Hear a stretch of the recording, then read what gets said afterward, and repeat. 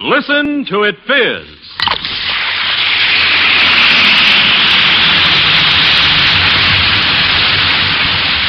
First aid for relief from headache, Alka-Seltzer. For relief from acid indigestion, Alka-Seltzer. For relief from cold discomfort, Alka-Seltzer. Alka-Seltzer presents the Quiz Kids and the chief quizzer himself, Joe Kelly.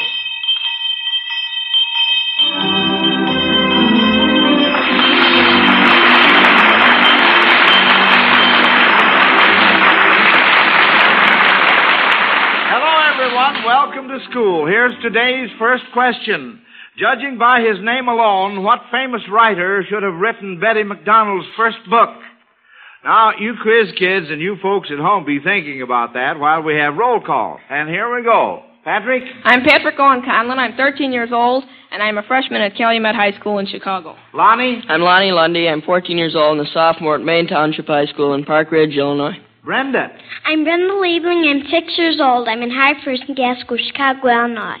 Joel? I'm Joel Kupperman. I'm 14 years old, and I'm a junior at Roosevelt High School. And an out-of-town quiz kid, Alan. I'm Alan Goldman, 13 years old, a freshman at East High School in Auburn, New York. You see, Alan is a winner from the local Quiz Kids program heard over station WSYR, Syracuse, New York, under the sponsorship of the Savings Banks Association of New York State.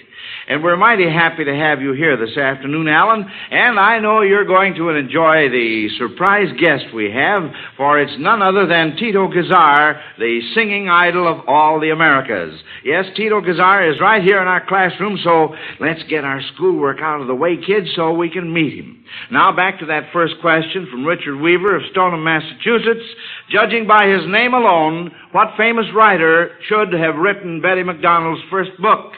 We have two hands up, and Pat's hand was first. Well, wasn't Betty McDonald's first book The Egg and I? The Egg and I? Well, it might be Mother Goose. Well, no, we're talking of a famous writer now, Lonnie. Bacon. Bacon. Francis Bacon, that's the answer.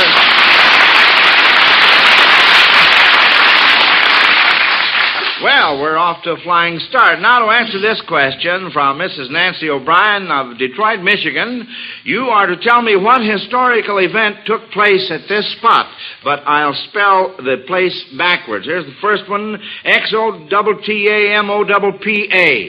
Joel. That was Appomattox, the surrender after the Civil War. That's the boy. That's correct. The next part is the name of someone's wife. I'll spell her name backwards. E-P-P-I-T-N-A-X. Pat. Well, that was Xantippe, and that was Socrates' wife. That's right. Good boy. Nice point, Daddy. And right here, I want to remind you folks listening in that it can pay you to think up a question for the Quiz Kids. Yes, if your question is used on our radio program and answered correctly, our sponsor, the makers of Alka-Seltzer, sends you a Zenith portable radio. Now, this is the super-powered transoceanic Zenith that gives worldwide reception no matter where you are, and take it from yours truly, it's a dandy. On the other hand, when your question is missed, our sponsor gives you a choice between a Zenith television set and a large console Zenith radio phonograph combination. The television set is that wonderful Zenith Buchanan with a new super range chassis to ensure the ultimate in performance. It has the sensational built-in picture magnet aerial, single knob automatic tuning, and the glare band black tube for clearer pictures. The large Zenith console radio phonograph is a real beauty. It plays all types of records and has AM and FM radio. So, I repeat, friends, it can pay you to send in a question for our radio program. Send your questions to Quiz Kids, Box Y, Chicago 77, Illinois. Now, here's our next question. Mrs. J.G. Delosier of Newport Beach, California, points out that sometimes small and trifling objects assume great importance. She wonders if you know when a piece of string was important in these instances. First, you must get 2 out of 3 on this. When did a piece of red string save the life of a woman and her family? A piece of red string. Brenda. Well, I don't know if this was a red string exactly, but it might be Rahab. Well, it really was cord, honey, so that's very good. In the Bible, that's right, Rahab, the Canaanite woman, and her family.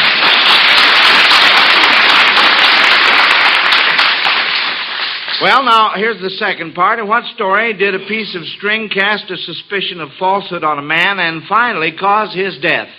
Patrick? Well, I think that was a novel called The Piece of String by de Maupassant. That's right. That's the boy.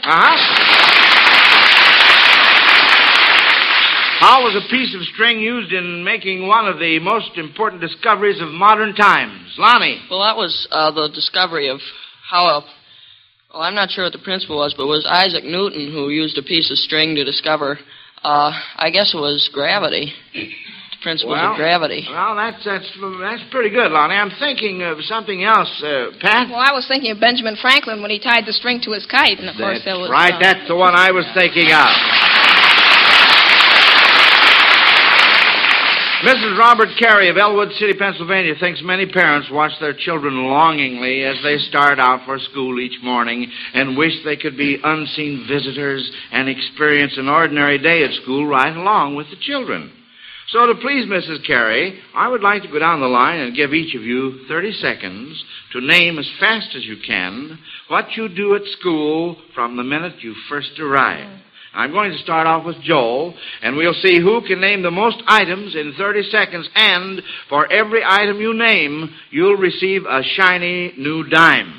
So, Joel, get set now. 1, 2, 3, go. Well, in my secretary job, I arrange the files for the teacher, and I also file absence notes, and sometimes I run errands. And in Latin, sometimes I recite. And, in history, we do work out of the Observer. And, we sometimes go into the text, and we work on outlines and reference reading. And in English, sometimes we write compositions and give oral talks. Time is up.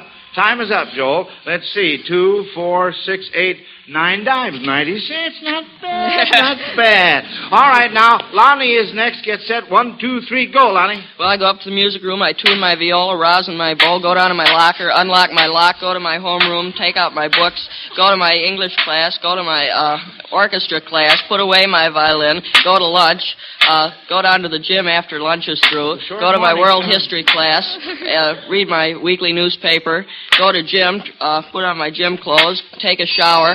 Oh, that's it. Boy, say, time certainly goes by fast. Yes, sir. All right, let's see how many. 16 for Lonnie. Oh, $1.60. Well, say. All right, now, Brenda, you're next now. Real fast. 1, 2, 3, go. Errands, spelling, writing, reading, errands. Keep it going. What else? Errands. Yeah, more errands.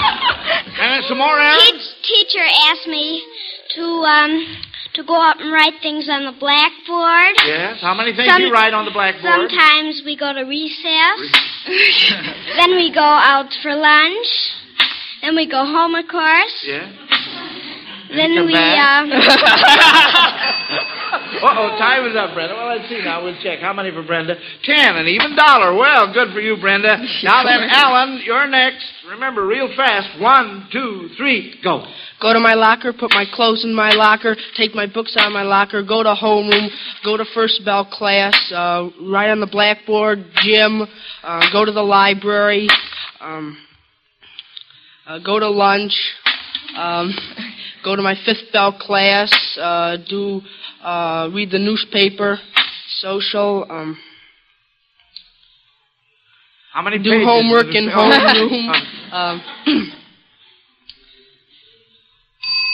Time's up. How many for Alan now? 13, $1.30. All right, now, Patrick me by. You are last. Get set. 1, 2, 3, go. Go to my locker, open it up, put in my coat, put in my hat, put in my books, take out the books I need, close my locker, lock it, go down to my first period class, take out a book, start writing. The bell rings, I go to my second period class, take out a book, I walk out, I go to my third period class, and go to my fourth period class, then I eat lunch. And then I pay for the lunch. Then I go out to my fifth period class. And then I go out to Latin and recite some in there. Then I open up the door and go out and close the door after me. Go out to my sixth period class. Oh, time is up, Pat. Time is up.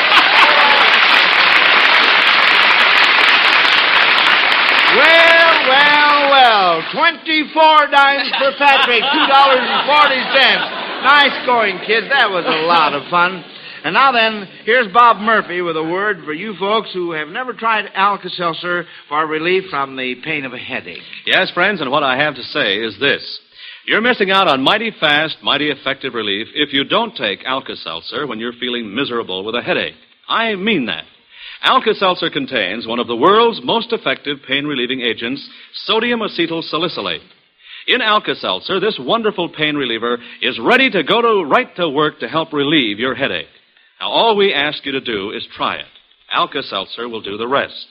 Yes, next time you're feeling logy and miserable with a headache, just drop 1 or 2 Alka-Seltzer tablets into water, watch those thousands of tiny bubbles swirl up in your glass, and then drink this sparkling solution. See how soon you begin to feel better. I repeat, all we ask you to do is give Alka-Seltzer a try. If you're not satisfied with the fast, effective relief it gives, you get your money back. That's Alka-Seltzer in the friendly blue and white package at all drugstores. All right, kids, back to more schoolwork. Mrs. Marion Gordon of Los Angeles, California says that the following 3 names sound like they belong together, but actually they have nothing to do with each other. Can you identify them? Here they are, Trigby, Higby, and Kigme. Alan? Well, Trigby is Trigby Lee of the United Nations. Right. And Higby could be Kirby Higby of who was a former baseball pitcher. That's a boy. And Kigme? Well, that was in Al Cap's cartoons. It was you'd kick him when you got mad. That's very good, Alan. Very good. All 3 of them. Wonderful. Now, since nearly everyone makes toast, and since nearly everyone gets pressed for time now and then, this question from Rita R. England of Boston, Massachusetts, ought to interest us all. Now, to help you quiz kids visualize this question, I have here a toaster that is the type which toasts one side of 2 slices of bread at a time, see? And I have 3 pieces of bread. Now, the question is, if you can toast one side of a slice of bread in 30 seconds, what is the shortest length of time in which you can toast 3 slices of bread on both sides, and how would you do it? Joel? I imagine it'd take 90 seconds, or a minute and a half. And let's see, call the slices 1, 2, and 3. Yeah. First slice, toast the top side of 1 and 2. Yeah. Then the bottom of 1 and the top of 3, and then the bottom of 2 and 3. That's it. That's just how you do it. I hope you all remember that. So it's time in the morning. Nice going, Joel. Nice going. William Wilcox of Buffalo, New York, wants to know what parts of a ship the names of these well-known people suggest. First, a former Secretary of State. What part of a ship? Lonnie. Cordell Hull. Cordell Hull. That's right, the hull. And the next part, a famous sports announcer. Pat. Well, that'd be Bill Stern. Bill Stern. That is correct. Very good. Now, this question from Edward Gibson of New Hartford, New York, ought to give you, quiz kids, a good workout. I'll give you the first name of a figure famous in sports and the era in which he was most famous, and you are to give his last name and identify his sport. All right, now first, Felix in the 1940s. Felix in the 1940s. Alan. Felix Doc Blanchard, a football player for Army. That's right. Good boy. Next one, Carey in the 1940s. Lonnie. Kerry Middlecoff, golf. Golf is right. Bronco in the 1930s. Pat. Bronco Nagurski, football. And right, is correct. Some others. Waite in the 1920s. Alan? Wade Hoyt, baseball player, New York Yankees. Very good. Gilmore in the 1920s. Gilmore in the 1920s. Sort of a gloomy fellow. Lonnie. Well, that's a football player, Gloomy Gil Dolby or something like that. That's right. That's very good. How about Byron in the 1940s? Joel? Oh, that'd be Byron Nelson in golf. Golf, correct. Enos in the 1940s. Alan? Enos Slaughter, baseball. Correct. Fielding in the 1920s and 30s. Lonnie? Fielding Yost, football. Mm-hmm. Mordecai from 1900 to 1910. Joel? That'd be Mordecai Brown, pitcher for the Chicago Cubs. Oh, that's wonderful, kids. Hey, that's fine. Boy, did we really scoot along on that one. Now, here's a little rhyming game submitted by Dr. C.T. Hickok of Cedar Rapids, Iowa. I want you kids to take your own first name, use it in a sentence, rhyming it with a word preceding it. For example, I could take my name and say, I need plenty of dough, Joe. You get the idea? All right. Now, who wants to be first? Your own first name. Patrick? Well, I'm not a fat Pat, or... You're not a fat Pat. Well, that's all right. That's, I'll say you're not. Joel? Hand me the pole, Joel. Hand me the pole, Joel. Lonnie? Well, let's see. Are you an ex-con, Lon? Oh, now, Lonnie. Oh, dear, dear. Alan? I'm not a gal, Al. Well, hey, you kids are cutting down on your names. Well, you got to do that, I guess. Brenda, have you thought of one, honey? Let's see. That's, let's see, that is quite difficult. Brenda, let's see, what can we get to rhyme? You think a little longer, and Pat has thought. Well, you're a rap Pat. Rat Pat. All right. And have you thought of one, Brenda? I wonder if any of you kids could help Brenda out. Joel? Help a friend of Brenda. Help a friend of Brenda. Well, now that's all right. Yes, sir. Uh-huh. Well, that was a lot of fun, wasn't it? Well, we get along here. Here's a question from Mrs. Fred Robertson of Finchville, Kentucky, that may supply you with some useful information. Now, to suppose you're out on a hike and you saw a cliff in the distance you wanted to climb, but you're afraid it might be farther off than it looks. And you are to try to estimate its distance in the following simple manner. First, give a good loud yell, and then look at your watch. If 10 seconds later you hear the echo, how far away is the cliff? Joel? Well, light travels 1,100 feet per second in air. And since it has to go there and back, in order to get the distance, let's see, you'd have to multiply 550 by 10, so there'd be 5,500 feet off. 55. What did you say travels 1,100 feet? No, pardon me, not light, sound. Sound, that's what I thought. Uh-huh. All right, that's correct, Joel. That's very good. Now, in just a moment, we're going to hear from our special guest, Tito Gazar. But first, I see Bob Murphy is planning to take over now.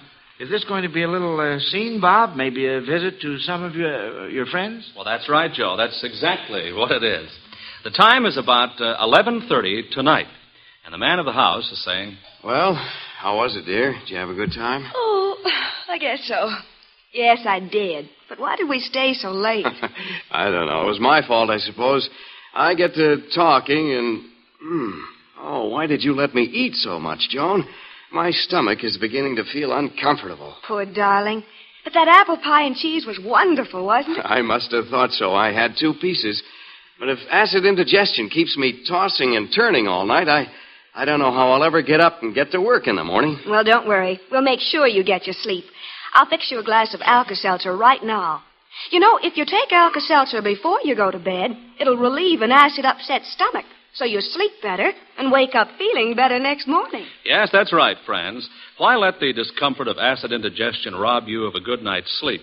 Take Alka-Seltzer before you go to bed. See how much better you sleep, how much better you feel next morning. Try it next time late refreshments result in acid indigestion. Take Alka-Seltzer before you go to bed. Keep Alka-Seltzer on hand all of the time. Get it in either the 30 or 60-cent size package at any drugstore. Yes, remember that advice, friends. It's really good. All right, kids, now, I'm not going to keep you children and our listeners in suspense any longer. For right now, it's time to introduce our famous guest, who's appearing in Chicago in the beautiful Swiss chalet at the Bismarck Hotel, the very handsome and talented singing idol of all the Americas, Tito Gazar and his golden guitar.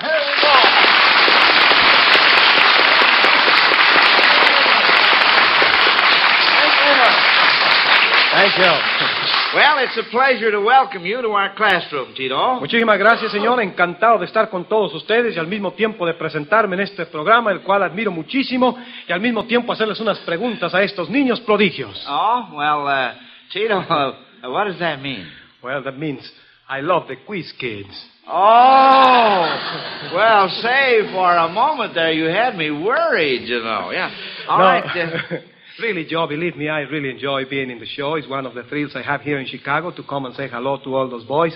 I hear the show every week. I enjoy it very much. And when I have a headache, I use Bromo Seltzer, too. Oh.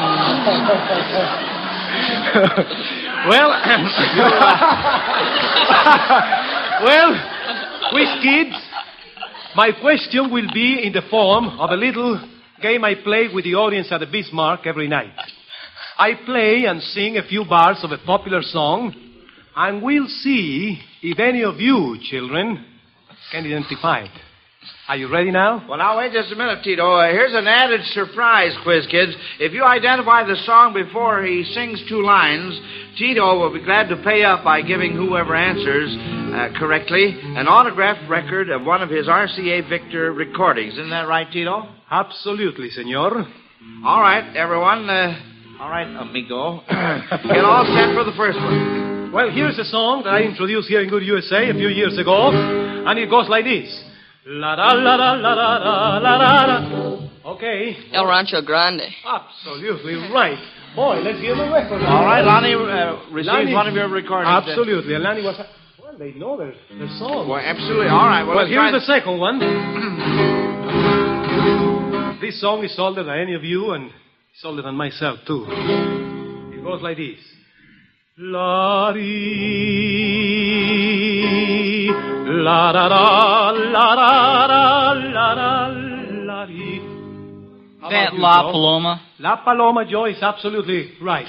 We'll give a record to Joe. Oh, that's wonderful. Now we have another one. Well, now, pardon me just a moment, Tito. Okay, Joe. Just to show you folks how versatile Tito is, I've asked him to sing an opera aria for this next one, and you kids are to identify the opera. Now, he is taking the role of a count who has assumed the name of Lindor, and here he is.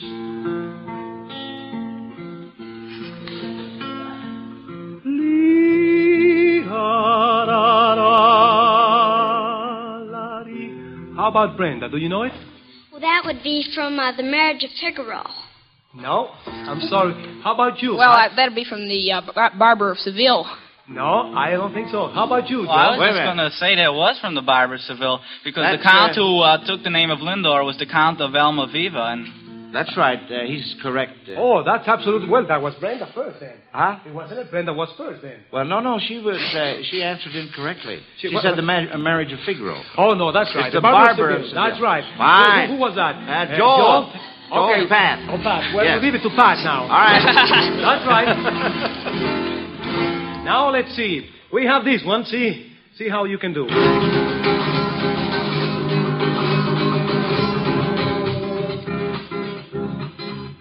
La la la la la la la la la la la la la la la dee la la la la la la la dee la la la la la la la la dee la la la la la la la dee la la la dee la la la la la dee. I'll give you the title again. La la la la la la la la la la la la la la dee. Oh, what happened? Nothing? No hands up. Well, perhaps you'd better tell them. Well, maybe somebody in the audience, Tito. Somebody in the audience. Guadalajara, absolutely right. Guadalajara is right. Wonderful. Yeah, I just want, it's all right for a game, but I would like to hear, I'm sure everybody else would too, like to hear you sing a little more of that, huh? You'd like to hear it? Okay. All right. If you like to hear it, I'd like to sing it.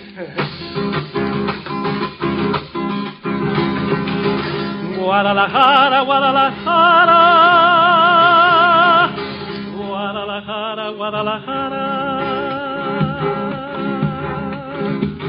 Tienes el alma de provinciana, hueles a limpio, rosa temprana.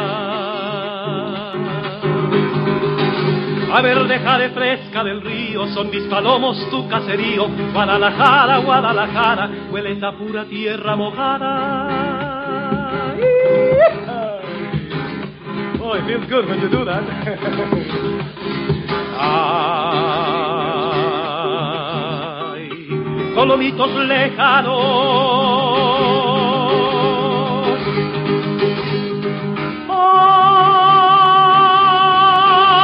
Ay, ojitos de agua hermanos. Ay, colomitos inolvidables como las tardes en que la lluvia desde la loma irnos hacía hasta Zapopan.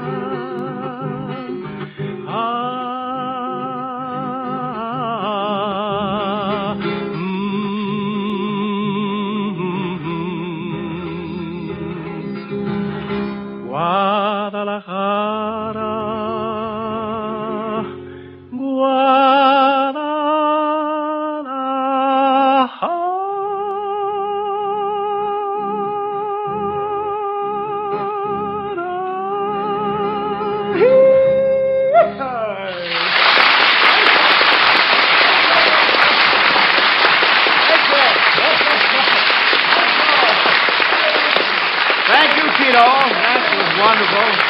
Yes, sir. That was wonderful. We've all enjoyed your visit to our classroom and hope you come to see us again. Well, can I say, por besar sus lindos ojos, yo no sé lo que darías. Eres linda, preciosa, encantadora, lindísima mujercita. Nada más seré para ti. And what does that mean? Thank you. Oh. Okay. Well, listen, Joe. Before I leave, I'd like to say that little Brenda didn't get a record. Shall we give out to little Brenda? Oh, absolutely. Hey, how sure. about little Brenda? Do you get All one, right. Alan?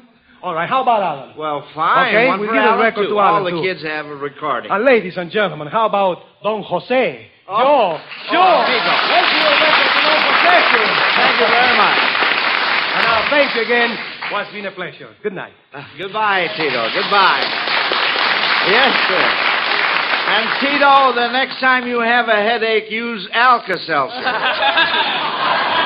Now, for this question from Mrs. Barbara Peterson of New York, you are to transpose the letters of the abbreviation of one of our states, kids, and get the abbreviation of a famous news service. All right? What is it? Lonnie? Well, Pennsylvania's abbreviation is PA. That'd PA? be AP, Associated Press. That's right. That's a boy. Good boy. Well, say, that's our bell. And, of course, it's time to hear what the judges have to say about your grades. We'll have this information in just a minute. Meantime, here's an important message. Mothers, here's why you should give your children one-a-day brand multiple vitamins.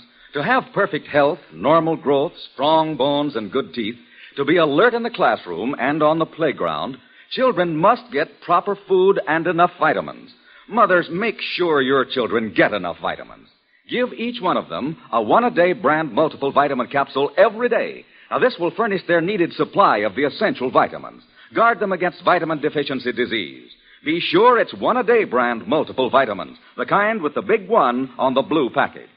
Well, kids, I have your grades now, but first I want to say that we certainly enjoyed having Alan Goldman, our guest quiz kid, with us this afternoon. Alan, I'm sure your sponsor and station are very, very proud of you. And the makers of Alka-Seltzer are giving you a $100 savings bond to help you with your future education. That's the award every Sunday for every member of our Quiz Kids board. And by the way, friends, there's no better investment for any of us than savings bonds. Make your plans for future security safe and sure. Invest in United States savings bonds. Now then, your grades, kids. The judges report that as a class you missed one question today, and because he was a guest, Alan wasn't scored. So Lonnie was first, Patrick second, and Joel third. That means you three will be back in school next week, and here to compete with you we'll have Millie A. Levin, age 7, and Mike Mullen, age 12. And as a special guest in our class next Sunday, we'll welcome America's #1 interpreter of modern song, Frankie Lane, whose latest picture, When You're Smiling, has just opened here in Chicago. And I know you'll enjoy school next week, friends, so plan to be with us, won't you? Fine. Until then, this is Joe Kelly dismissing the Quiz Kids. Goodbye, kids. Goodbye, Mr. Kelly. Listen to the Quiz Kids coast to coast every Sunday afternoon and see and hear Alka-Seltzer's Quiz Kids television show on NBC. Consult your local newspaper for time and station. This is Bob Murphy speaking.